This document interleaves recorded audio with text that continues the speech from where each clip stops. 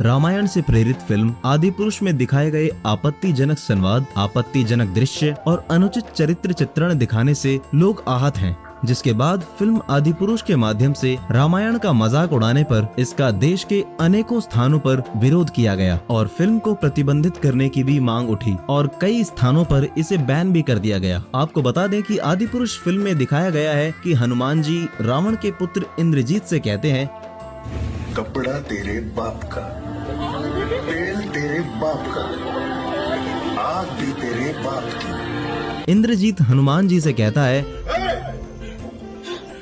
वो अंदर कैसे घुसा? ये तेरी बुआ का बगीचा है जो हवा खाने चला आया? लक्ष्मण के ऊपर वार करने के बाद इंद्रजीत कहता है, सवेरे तक तुम में से कोई भी यहाँ दिखाई पड़ा तो याद रखना, मेरे एक सपोले ने तुम्हारे इस शेष नाम को लंबा कर दिया।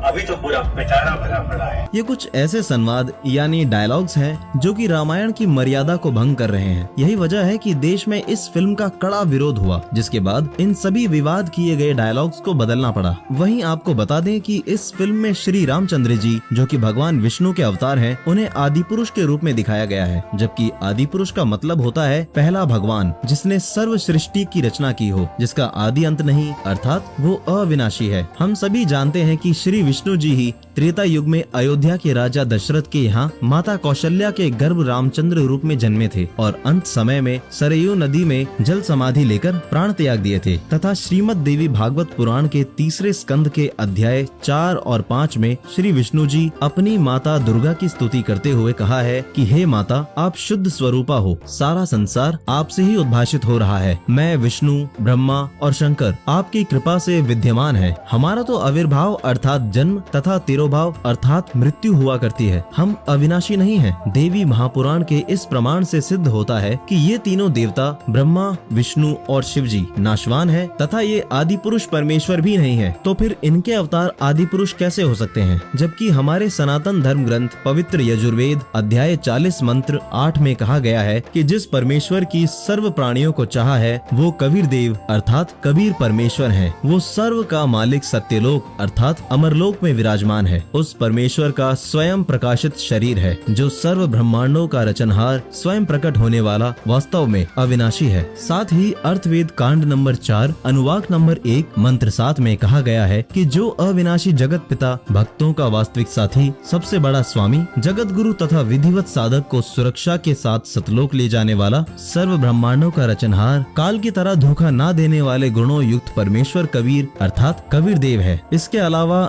ऋग्वेद मंडल नंबर 1 सूक्त 1 मंत्र 5 तथा संख्या नंबर 920, सामवेद के उतार्चिक अध्याय नंबर 5 के खंड नंबर 4 का श्लोक नंबर 2, संख्या नंबर 1318, सामवेद उतार्चिक अध्याय नंबर 10 खंड नंबर 9 श्लोक नंबर 9 में स्पष्ट रूप से कहा गया है कि पूर्ण सृष्टा अर्थात वो सर्व ब्रह्मांडों का रचनहार, कुल का मालिक कबीर देव अर्थात कबीर साहिब है और यही परमात्मा साधकों के लिए पूजा करने योग्य है। तथा ऋग्वेद मंडल नंबर 9 सूक्त 93 मंत्र 2, मंत्र 10 सूक्त 4 मंत्र 3 और ऋग्वेद मंडल नंबर 3 सूक्त 94 मंत्र 3 में कहा गया है कि वो परमेश्वर कबीर देव अर्थात कबीर साहिब है जिसकी सर्व ब्रह्मांडों में प्रभुता है। उसका जन्म माता के गर्भ से नहीं होता बल्कि वो स्वयं सशरीर प्रकट होता है और सशरीर अपने अमर लोक को चला जाता है, यानी वो जन्मता या मरता नहीं है, वो अविनाशी है। वहीं पवित्र श्रीमद् भगवत गीता अध्याय 15 के श्लोक नंबर 4 में गीता ज्ञान दाता कहता है,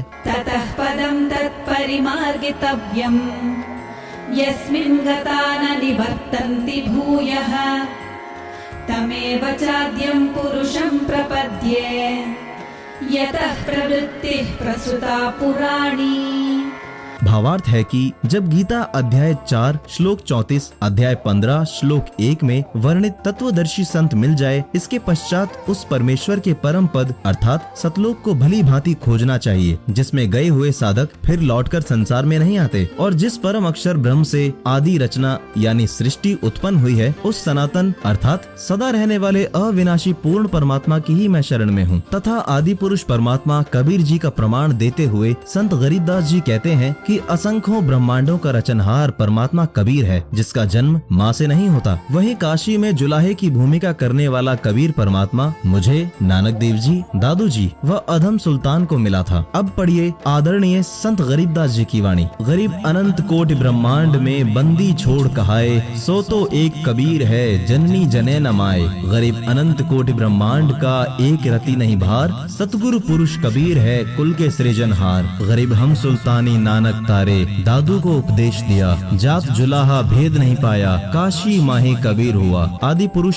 सबसे पहला परमात्मा कबीर देव अर्थात कबीर साहब हैं, जिसने सर्व सृष्टि की रचना की है और वही पूजा के योग्य हैं, जिसकी वास्तविक जानकारी तत्वदर्शी संत ही प्रदान कर सकता है। दर्शकों, वर्तमान समय में संत रामपाल जी महाराज ही एकमात्र तत्वदर्शी संत हैं, जो कि सर्व धर्म ग्रंथों के अनुसार आदि पुरुष कबीर साहब का वास्तविक ज्ञान प्रदान करते हैं और सत भक्ति प्रदान करते हैं। इसलिए आपको बिना समय गंवाए जगत गुरु तत्वदर्शी संत रामपाल जी महाराज से नाम दीक्षा लेकर मनुष्य जीवन का कल्याण कराना चाहिए। सत साहेब।